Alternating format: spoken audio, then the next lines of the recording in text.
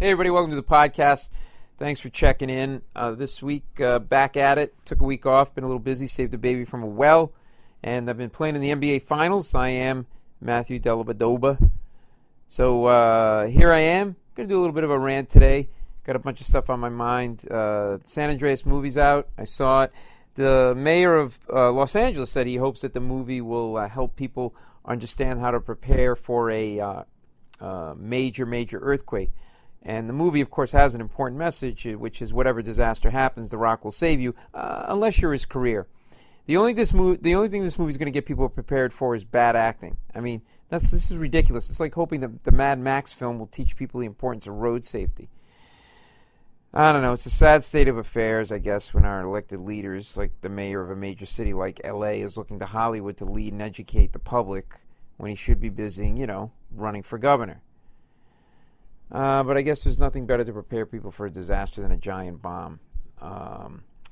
I read this report or this study that said the goldfish has a longer attention span than the human being. They're 9 seconds, we're 8 seconds because we have a lot of distractions in our lives. Yeah, okay. Why is this news? They're goldfish. Of course they're going to have a longer attention span. They don't have a lot going on. They got basically three things to deal with every day. Look at a treasure chest, swim through a castle, and the 10 toilet bowl funerals. That's it. Bill Gates described his biggest fear. I was reading, he said it, which is some kind of a virus that could kill 33 million people in less than a year. Yeah, this guy's rich and obsessed with disease. He's like Howard Hughes, but without the whole being interesting part. Thanks for the heads up, Bill. That's easy coming from a super rich guy who can use his money to make sure he survives. The rest of us can't. That's just freaking us all out. I mean, as we speak, he's taking precautions, probably like stockpiling the best drugs, getting expensive personal doctors, shrink-wrapping his piles of money. Jesus, he's got all these resources. Wipe all these things out, will you? Instead of spending your time making sure my Microsoft Office is updating every 3 minutes. So friggin' annoying. He says as many as 33 million people could die in an epidemic. Let me tell you something. He could personally save the 33 million people by giving each of them their own sterilized bedroom in his gigantic house. It's especially terrifying, Gates says, given the way we reacted to the last epidemic, the Ebola outbreak. And he's right, because people were coming home from countries with outbreaks of Ebola, and all we were doing was checking their temperature. It's Ebola, and we were giving them the same screening we give a kid trying to fake his way out of a math test. Oh, God, I hate people. My son has been annoying me. There's a thing called distracted walking, by the way. I didn't get through the whole article. I fell off the sidewalk while I was trying to read it. Apparently it's people like texting and being distracted while the text. I mean, you're injuring yourself while you're texting. No wonder you're always texting. No one wants to be around you. You're dangerous. Nearly 80% of the injuries were the result of falls, and 9% of those who suffered injuries simply walked into something with enough force to hurt themselves. I'm pretty much betting that none of these people were going to the library to read. This article calls hurting yourself while walking with yourself distracted walking. I call it natural selection. A lot of injuries happened in the home, according to this study. How do you not know where things are in your house? You have more to worry about than your phone if you can't remember where you left the stairs. Really. The Republicans have got a ton of people running for president. This isn't a campaign. It's Republican Woodstock. Luckily without the skinny dipping. It's a big field. It's good. It creates competition, I guess. The president needs to be the best person for the job, so you want that kind of competition. It's an important, it's not like some useless throwaway job. This is important. It's not something you like life coach or political science professor. But competition is good. True. It's a little, it's something that you need. I'm surprised Santorum's going to be debating. You'd think a bunch of guys on stage in makeup would make him uncomfortable. I can't keep track of these candidates. The only one that sticks out is George Pataki, and that's because he's the most forgettable. If we were going to whittle this thing down, I'd just say let's do Thunderdome. 10 men enter, one president leaves, boom, we're done. So I've been having a lot of issues with people as usual. You know, that's a running thing with me. People annoy me. People break my heart. I don't like people. Perfect example. Rick Perry is running for president. That's what? Really? His campaign slogan is, why not?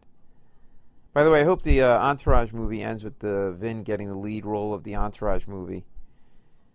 Here's a new show, 19 Kids of Molestation. The Duggar family is going to make a great addition to Game of Thrones.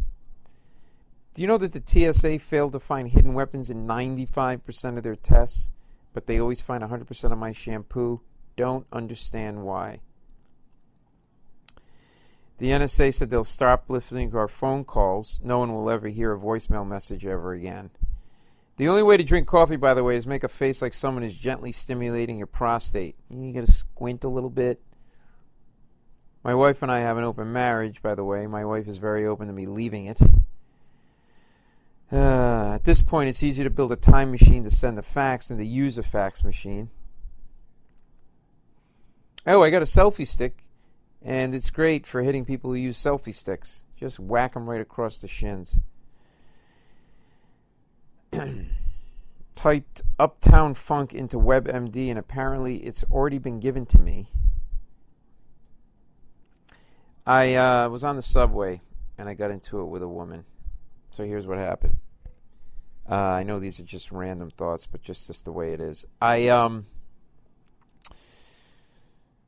go on the subway, and a bunch of people walk into the subway with me. I live in New York City, and I go to sit down, and I kind of see other people looking at the seat, but I got there first. I sit down, and a young woman, like, I don't know, 20-something-year-old girl sitting across from me, young lady, said, "You're an asshole."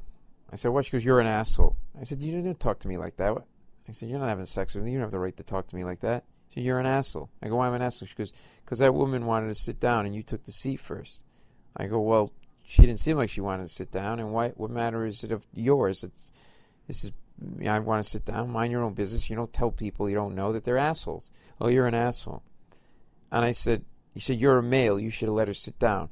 And I said, "Oh, I see how this works. There's a sort of this sort of double standard, right? This, like, women want to be treated as equal when it's convenient for them, and then there are other times when they want to be treated not as equal. And I guess I'm supposed to figure out when. Is there some kind of a scorecard?" And she looked at me like she couldn't understand, like, what I was saying. Like, you know, like a dog looks at a shiny object.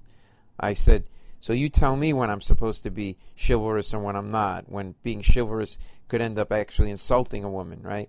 So I basically start going off on this woman, and she goes off on me. So I said, "You're a hypocrite."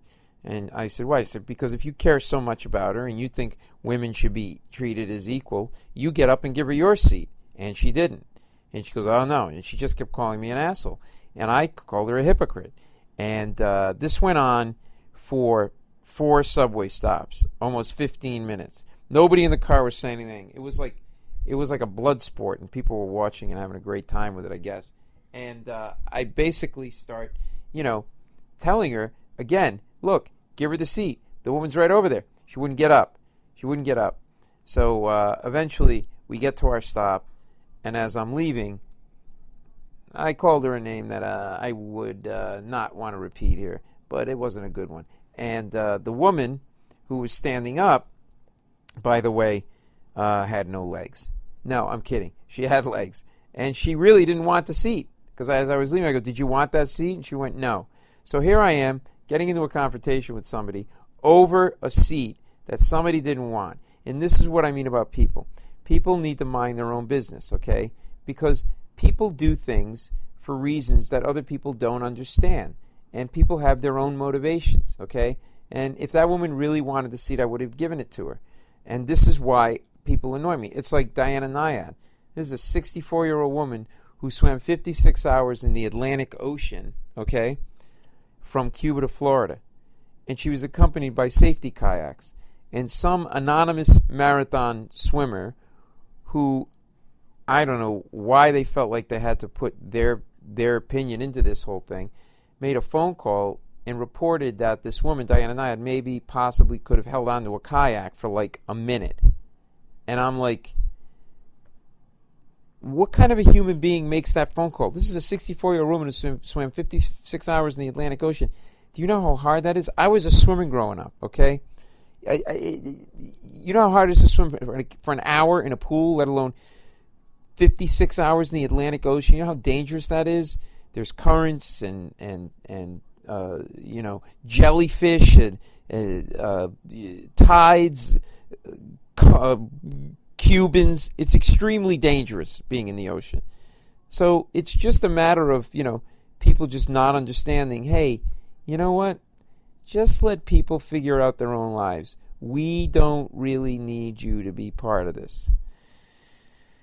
I've been having a shooting headache in my head, by the way, and I think I'm having a stroke. And then I'm thinking, I wouldn't mind it, just like a small stroke for like 2 weeks so I could lie down. And I have a legitimate reason to lie down and no one gives me a hard time. Is that crazy? I don't think so. I'm getting very jaded. There's a homeless guy on outside the subway, and he appeared to have no legs.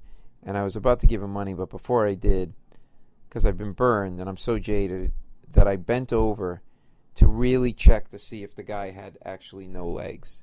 But that maybe he might have been hiding the lower half of his legs under his upper half of his legs. And I think I need to get help. But,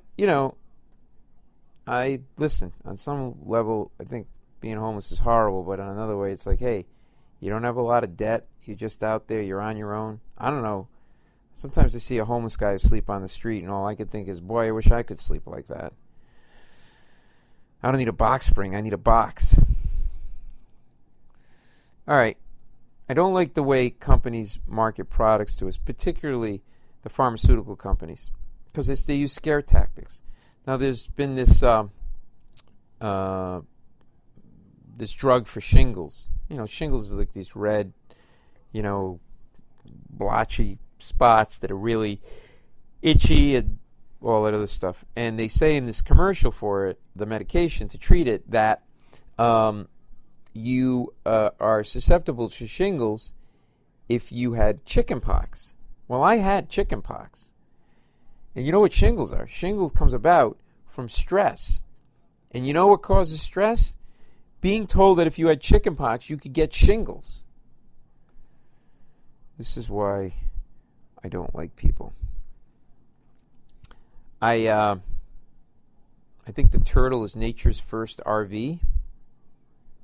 Think about it. Little turtle's all huddled up in the shell there for the night, then pops his head out, pops his legs out, just driving away. Perfect. It's a perfect. I almost got hit by a smart car. It cut me off inches from my face. This is when I realized how small the smart car is. My instinct reflexively was to just push it out of the way. Yeah, I'm starting fights with cars now. That's good. Well, listen. This is where I am. By the way, I was in my friend's basement, and this was around the winter time, and a field mouse was caught in a trap. Got him right in the neck, dead as a doornail. And then I was thinking, mouse wasn't asking for that. It's probably just really cold out. Figured out a way inside. It's warm. Saw a little cheese. Oh, I'm hungry. Boom. Think about if you're homeless, right? You get to go to a warehouse. You find this door that happens to be open. You make your way in. Look it over there. A little piece of apple pie. Boom! Trap right down on your neck. Dead. Over a piece of pie. Really? I don't know. Seems a little harsh to me. Well, listen. That's where I am. Just a little bit of a rant today. Hope you guys enjoyed it. Related to some of it. Maybe you did. I hope I see that woman on the subway again. Oh, by the way, IT guys, can I just say this?